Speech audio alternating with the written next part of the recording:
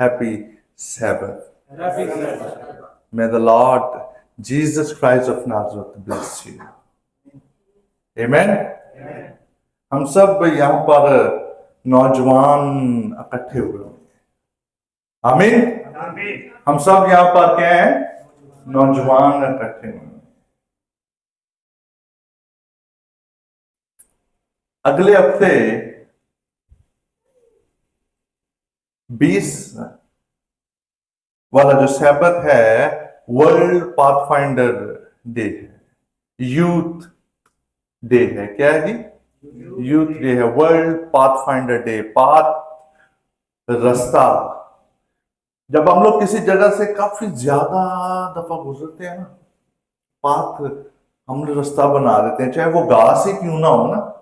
जब ज्यादा उस जगह से गुजरते हैं ना, तो कोई ना कोई रास्ता हम लोग उसमें से तलाश कर ही लेते हैं। इसीलिए कहा जाता है नौजवान जो है ना, नौजवान वो अपना रास्ता तलाश कर ही लेते हैं। इसीलिए ये क्लब का नाम ही रखा गया है पाथफाइंडर्स, नौजवानों के लिए है। और ये एज 8 से 15 साल के लिए, और फिर उसके बाद 15 से 30, और फिर 30 से ऊपर जब तक इस दुनिया में है। कुछ क्लब की डिवीजन की गई है कि किस किस एज के लोग कहां कहां पे हो सकते हैं। मास्टर गाइड जो आज मैंने स्कार्फ पहना है, मास्टर गाइड हम लोग काफी दफा अनाउंस किया गया है कि स्टार्ट किया जाएगा, पर अब नेक्स्ट सैबत से हम लोग इसको 100% स्टार्ट करेंगे।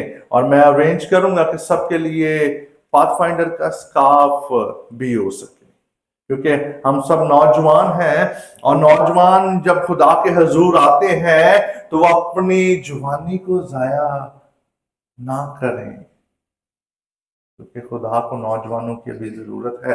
पिछले सबत यहाँ पर कलाम किया गया था और बताया गया था कि हम सब ही मिशनरी, कोई एक नहीं है, सब ही मिशनरी है। सभी के लिए ये बात कही गई है, जाओ जाकर सब कौमों को शागिर्द बनाओ, और उन्हें बाप और बेटे और कुदस के नाम से, और उन्हें ये तालीम दो जिनका मैंने तुम्हें। हम क्या तालीम देते हैं? बेशक हम अपने कामों में मसरूफ हैं, पर हमारे मुंह से वो बात निकलनी चाहिए जिसका तल्लक हमारी नजात के साथ। आज यहां पर मरकजी आयत जो पढ़ी गई थी, किसी को याद है? मत्ती का 23 बाब पर उसकी 23 बाब की 33 आयत पढ़ी गई थी। हाँ, 6 बाब की 33 आयत पढ़ी गई थी। और आज का टॉपिक जो हमारे पास है वो है the kingdom of God. Seek ye first the kingdom of God. कितने हैं जो हम पहले खुदा की बादशाही ढूंढ रहे हैं? खुदा की बादशाही है क्या? कोई जवाब देना चाहेगा कि खुदा की बादशाही है क्या?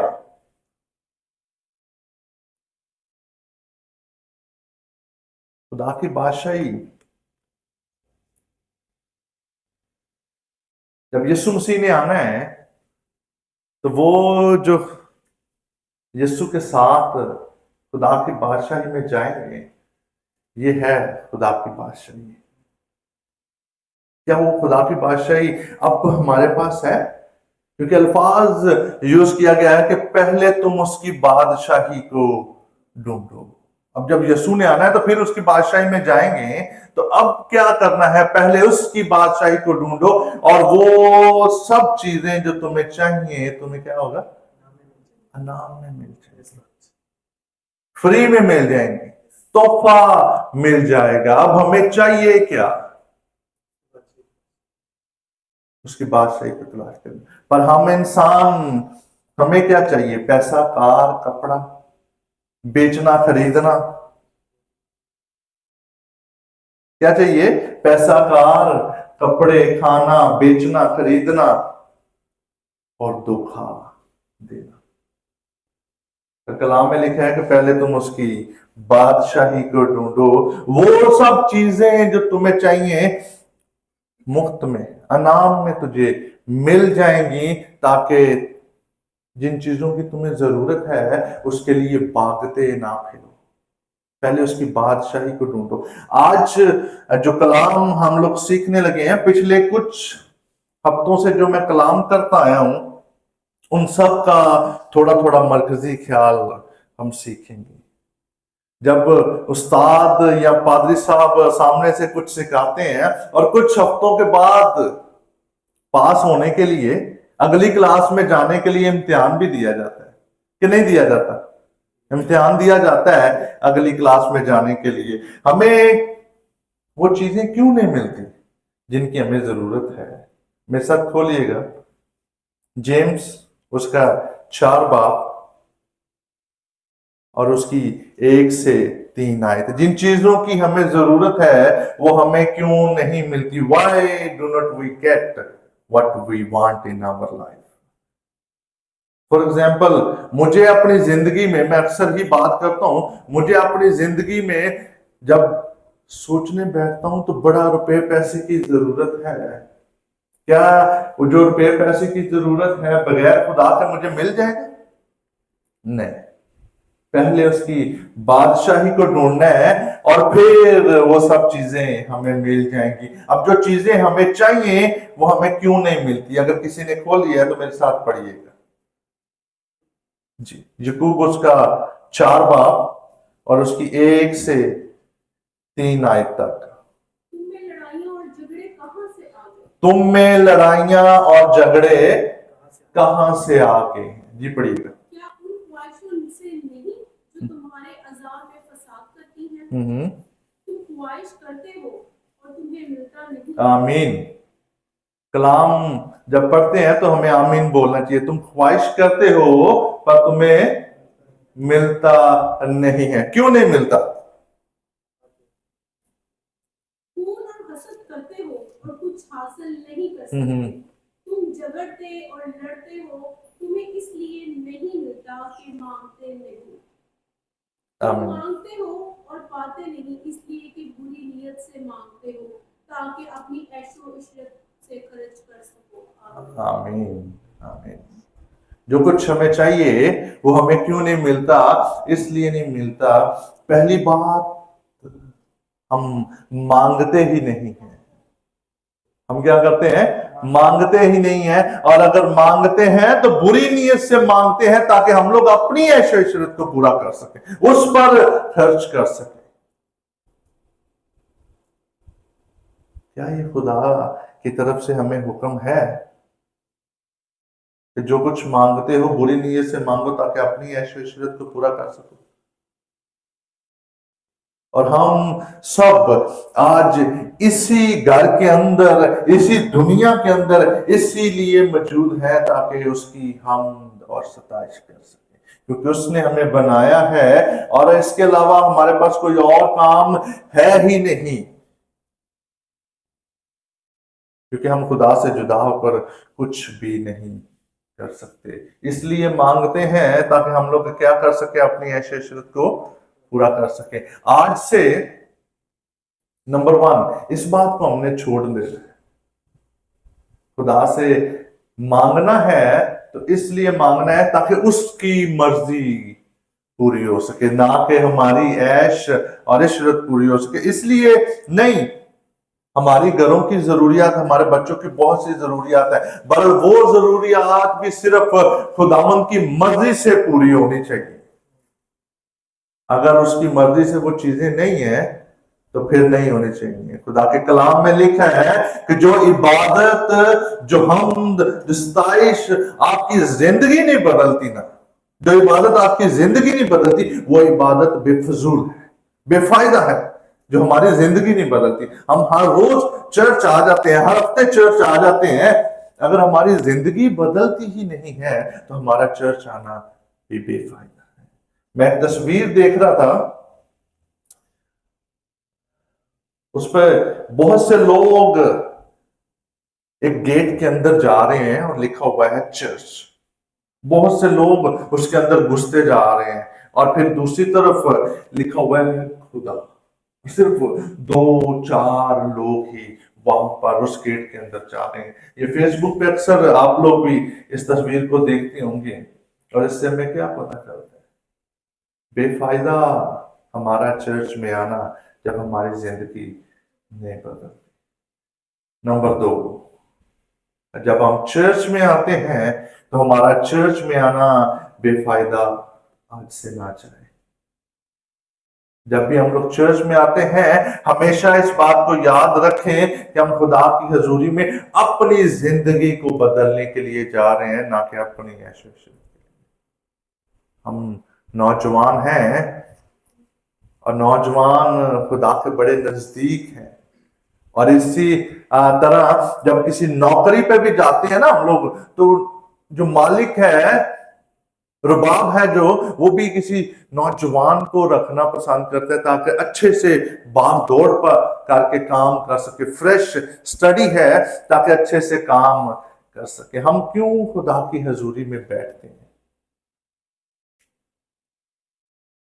ताकि हम अपनी जिंदगी को बदल सकें, इसलिए हम खुदा की हजूरी में बैठते हैं। और अगर हमारा खुदा की हजूरी में बैठना, चर्च आना हमारी जिंदगी नहीं बदलता, इबादत करना, तो वो इबादत करना, चर्च आना बेफजूल है। हमेशा अब से याद रखना है कि हम खुदा से जुदा होकर कुछ भी नहीं कर सकते। इंसान अपनी ताकत से, अपनी शोहरत से, अपनी अकल से कुछ भी नहीं कर सकता जब तक वो खुदा के साथ नहीं। आज जैसे भी हम लोग हैं, कोई फर्क नहीं पड़ता कि आपने कोट पहना है, कोई फर्क नहीं पड़ता आपने टाई लगाई है, कोई फर्क नहीं पड़ता कि आपने घड़ी किस तरह की पहनी है, सॉक्स किस तरह के पहने हैं। आज जिस हाल में भी हैं, आए हम खुदा के हजूर झुक जाए। इससे कोई फर्क नहीं पड़ता कि आप कौन सी कंपनी में काम करते हैं, कौन से हॉस्पिटल में काम करते हैं, सिर्फ आज खुदा के हजूर झुक जाए। Come to Christ as you are today. अगर आप खुदा से कुछ मांगते हैं तो कभी भी इस ईमान से नहीं मांगना ताकि आप अपनी ऐश इशरत को पूरा कर सकें, ताकि मैं अपनी ऐश इशरत को पूरा कर सकूं।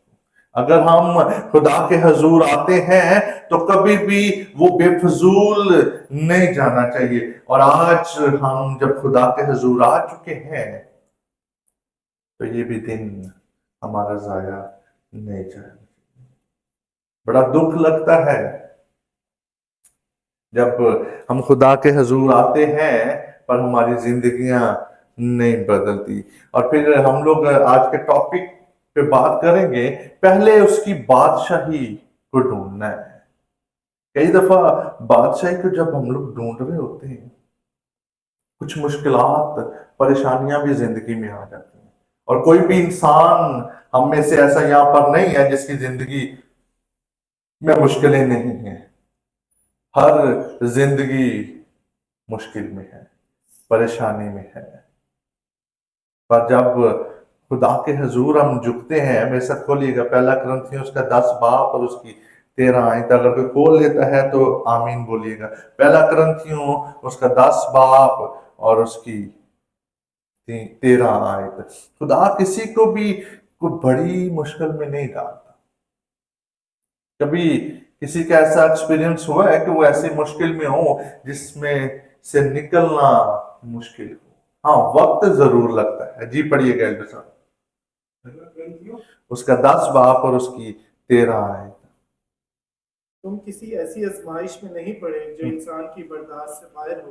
आमीन। तुम किसी ऐसी आजमाइश में नहीं पड़े जो किसकी बर्दाश्त से बाहर हो, इंसान की बर्दाश्त। अब कौन है? हम सब यहाँ पर इंसान बैठे हैं। याद अपने दिल में करें कि जब मैं किसी ऐसी मुसीबत में नहीं पड़ा हरूम जो मेरी खुद की बर्दाश्त से बाहर।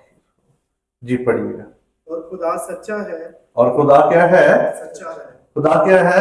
सच्चा है। आमीन। खुदा सच्चा है, वो तुमको तुम्हारी ताकत से ज्यादा आजमाइश में ना पढ़ने देगा, बल्कि आजमाइश के साथ निकलने की राह भी पैदा करेगा, आमीन ताकि तुम बर्दाश्त कर सको। आमीन। वो तुमको कभी ऐसी आजमाइश में ना पड़ने देगा जो कि तुम्हारी बर्दाश्त से पाएगा। और कई दफा इंसान होते हुए हम लोग ऐसी आजमाइश में पड़ जाते हैं, ऐसी मुश्किल में पड़ जाते हैं और खुदा के हजूर झुक जरूर जाते हैं और फिर शिकायत करते हैं, खुदावंदा ये मेरे साथ ही ऐसा क्यों है। अक्सर हम लोग गीत सुनते हैं शादियों ब्याहों पे, जिनको खुदा ने जोड़ा है कभी उनको जुदा ना किया।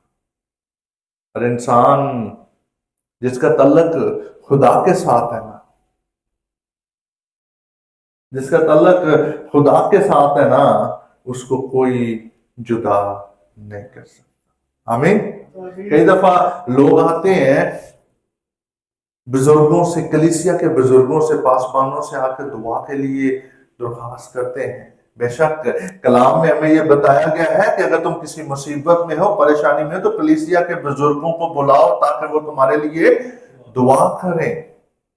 पर जब तक आपका और मेरा डायरेक्ट राब्ता खुदा के साथ नहीं है, हमारा दुआ करना बेफायदा है। और आज जिस साल में भी हम लोग हैं, हमने आज खुदा के पास आ जाना। जब हम लोग खुदा की बादशाही ढूंढने की बात करते हैं तो हमें किस चीज को सीखना चाहिए? अगर आज आप में से किसी को यहां पर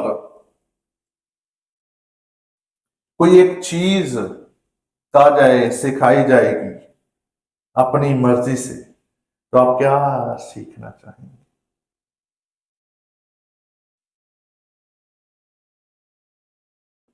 जब शागिर्द यीशु के पास आए तो कहने लगे, यूहन्ना अपने शागिर्दों को दुआ करना सिखाता है, तो भी हमें क्या करना?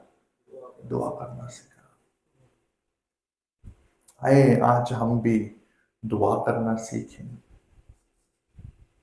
बुरी नीयत से नहीं, अच्छी नीयत से। कई दफा हमारी आपस में ऐसी बात खराब हो जाती है, दोस्तों में, रूम्स फेलो में, रिश्तेदारों में, तो हमारी दुआ भी दूसरों के लिए अच्छी नहीं होती। और फिर ऐसी दुआ होती है सिर्फ मेरी खुद की बेहतरी के लिए दुआ होती है, दूसरों की बेहतरी के लिए नहीं होती। जब आप दुआ करते हैं तो आपकी दुआ दूसरों की बेहतरी के लिए होनी चाहिए। जब आप काम करते हैं तो आपका काम करना दूसरों की बेहतरी के लिए होना चाहिए, ना कि दूसरों को नीचे गिराने के लिए होना चाहिए। और अगर ये सारी चीजें हमारी जिंदगी में है तो हम कभी भी नीचे गिर नहीं सकते। यिर्मयाह उसका 29 बाब और उसकी 12 आयत में लिखा है, खुदा की तरफ से हुक्म है दुआ करना। और दुआ हम लोग कैसे कर सकते हैं? मत्ती उसका 6 बाब और उसकी 9 आयत जब हम पढ़ते हैं तो किस तरह हम दुआ कर सकते हैं? जब हम दुआ करते हैं तो सबसे पहले किसका नाम लेते हैं? किसका? खुदा का नाम लेते हैं।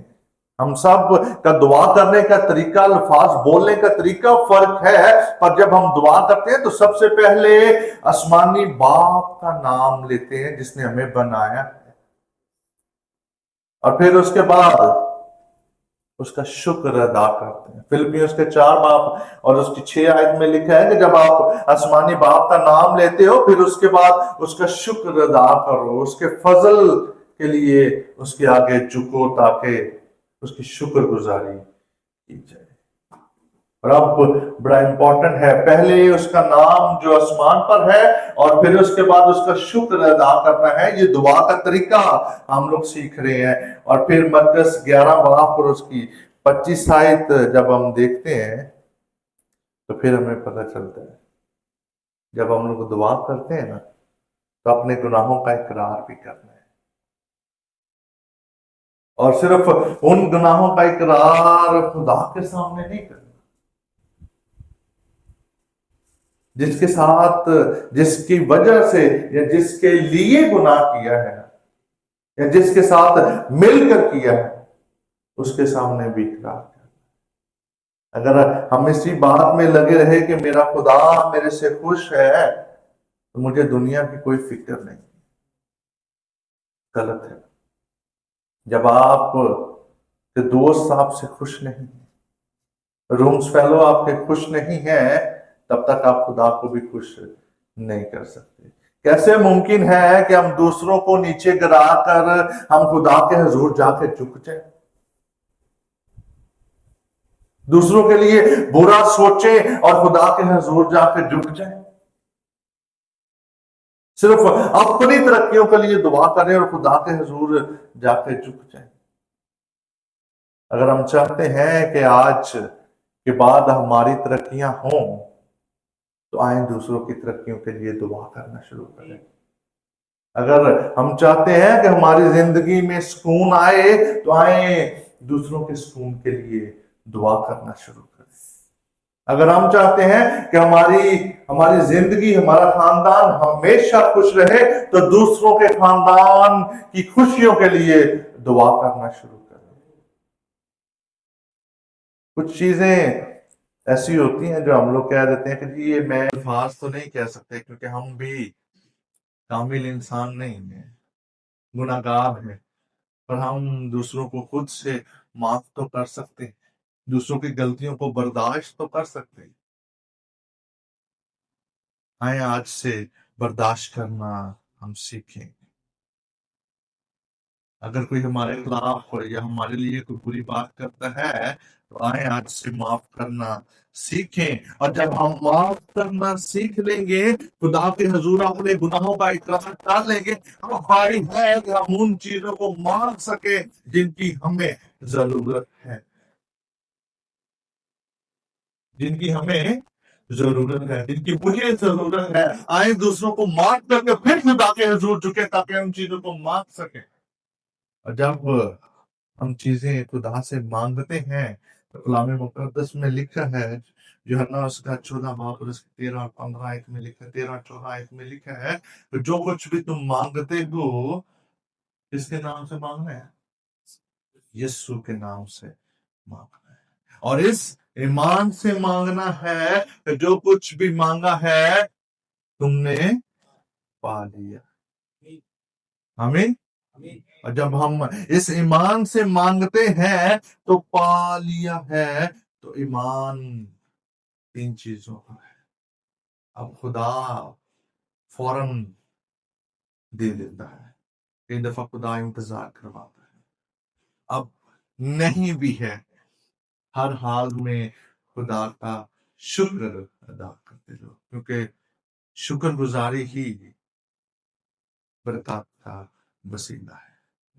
शुक्रगुजारी ही खुदा का बरकत का वसीला है। अगर हम लोग चाहें कि आज दुआ करें और अभी हमें मिल जाए, तो ऐसा नहीं।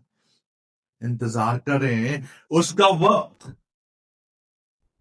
और उसका देना हमारे लिए बेहतर है। हमारा वक्त और जो हम सोचते हैं वो अच्छा नहीं, जो खुदा देता है वो हमारे लिए बेहतर है। ऐसा ही है। अगर आप इस बात से मुत्तफिक हैं तो जो खुदा देता है वो बेहतर से भी बेहतरीन है, तो सब मिलकर बोलेंगे आमीन आमीन। हम सब नौजवान हैं, और नौजवान खुदा को बड़े प्यारे लगते। यिर्मयाह उसका 29 बाब और उसकी 13 आयत हम पढ़े। यिर्मयाह उसका 29 बाब और उसकी 13 आयत तक हम लोग पढ़े। खुदा हमेशा हमारी दुआओं का जवाब देता है। कब? खुदा हमारी दुआओं का जवाब देता है। यिर्मयाह उसका 29 बाब और उसकी 13 आयत पढ़े। अगर कोई निकाल लेता है तो खड़े होकर बरए मेहरबानी पढ़िएगा। यिर्मयाह उसका 29 बाब 29 और उसकी 13 आयत हम लोग पढ़ेंगे। पहले तुम मेरी बादशाही को ढूंढो। अगर खोल लिया किसी ने तो मेरे साथ पढ़िएगा। 29 और उसकी 13 आयत हम लोग पढ़ेंगे। और तुम मुझे ढूंढोगे और पाओगे, जब पूरे दिल से मेरे तालब हो। आमीन। जब पूरे दिल से पूरे दिल, थैंक यू, जब पूरे दिल से ताला, अगर किसी चीज को करने के लिए हमें रिस्पॉन्सिबिलिटी दी जाए, बताया जाए कि इतनी अमाउंट आपको दी जाएगी, तो हम लोग बड़े दिल से, बड़ी जान से उसको करने की कोशिश करते हैं। यहाँ पर खुदा के हजूर, खुदा के कलाम में लिखा हुआ है कि अगर तुम पूरे दिल से मुझे पाना चाहते हो तो पहले मेरी बादशाही को ढूंढो। और जब यीशु ने आना है, अब ये वादा है खुदा का, यीशु का वादा है, वो जो रास्तबाज हैं, वो जो चुने हुए हैं, वो आसमान पर जाएंगे। जब यीशु, सिर्फ वो आसमान पर जाएंगे, वो जो पूरे दिल से खुदा को ढूंढते हैं, वो खुदा के पास जाएंगे। खुदावंद आपके साथ हो जब हम सब मिलकर इन बातों पर अमल करते हैं। आमीन।